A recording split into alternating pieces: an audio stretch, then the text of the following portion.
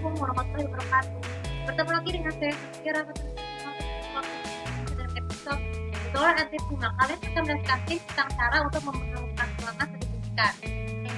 Jadi rumah selalu dibersihkan setiap mengawali hari, terutama di bagian kamar. Karena kamar itu karena suka sering terganggu ketika dibersihkan karena adanya debu-debu, kayak rambut-rambut, terus juga jaring laba-laba, kecolok dan bekas kotoran binatang dan sebagainya. Nah itu secara langsung jika tidak dibersihkan dengan betul akan bakal menghasilkan bau yang tidak enak. Nah bagaimana cara menghaluskan ruangan setelah dibersihkan? Pertama, kalian bersihkan terlebih dahulu, kepuk terlebih dahulu, terutama di kamar tidur dengan cara ini. Dengan cara mengepuk dengan betul agar dengung dan tungaunya tidak menyebar ya. Lakukan terus menerus, tapi jangan sampai merusak spraynya. Terus kemudian itu juga yang kedua, kepuk juga bantal, guling, boneka-boneka, dan juga selimut. Dan karena kalau selimut juga mengangkut debu, jadi harus selalu mengepuk selimut sampai agar debu tidak mudah masuk. Lalu kemudian untuk ruangan dari kamar tidur lebih sedap kamar mandi. Cara menikahkan yang betul dengan betul dan lakukanlah dengan gunakan masker agar tidak menyebarkan virus bau dan tersebut pampers yang tidak menyenangkan. Kalau jika pampersnya bau, segerakan ganti dengan yang baru ya. Jangan lupa juga untuk bersihkan wastafel, bak mandi, toilet penting sekali ya. Terutama saat buang air cukup besar, pokoknya sampai bersih dengan menggunakan sabun. Dan jangan lupa juga bersihkan bak mandinya agar tidak terkontaminasi kuman ya. Terus kemudian untuk ruangan kerja ya. Kalau ruangan kerja jangan lupa juga untuk selalu mengepuk bantal untuk pembatas itu dengan cara mengangkat barang-barang yang betul. Nah kemudian untuk ruangan tamu jangan letaklah barang-barang tersebut dengan kemoceng agar tidak mudah terkena debu ya. Nah kemudian kepuk juga sofa-sofa, bantal-bantal, guling-guling dan sebagainya, pokoknya peralatan tersebut. Dan jangan lupa juga lap-lap dingklik dengan betul dan agar tidak mudah terkena debu ya. Kemudian jika untuk bagian ruangan dapur ya, untuk ruangan dapur pastikan semua peralatan dapur harus dicabut dengan listrik agar yang mudah kena korslet.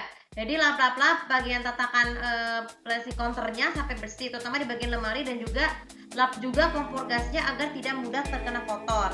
Lalu kemudian setelah itu, nah untuk ruangan makan, pastikan tidak ada gelas, piring, mangkuk dan peralatan makan atau garpu yang juga membersihkan meja karena terkontaminasi risiko makan pecah ya.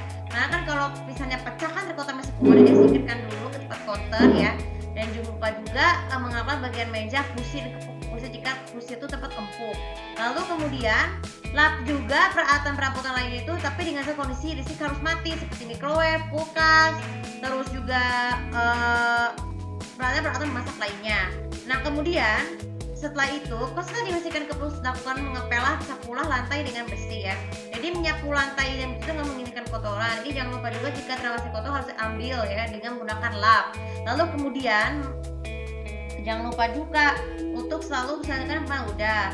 Jangan juga untuk mengepel lantainya dengan sapu pel atau lapel supaya bisa bersih dengan bersih ya.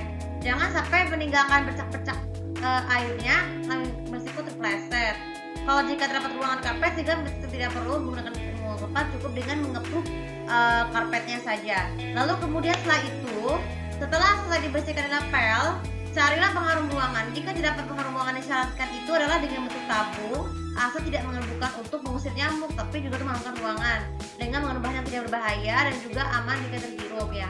Nah, semprotkan ke seluruh ruangan, baik itu di kamar tidur, ruang keluarga, ruang tamu, kamar mandi, dapur. Dapur penting banget supaya dapur tetap harum ya, karena kan bisa termasak dan lain seperti itu.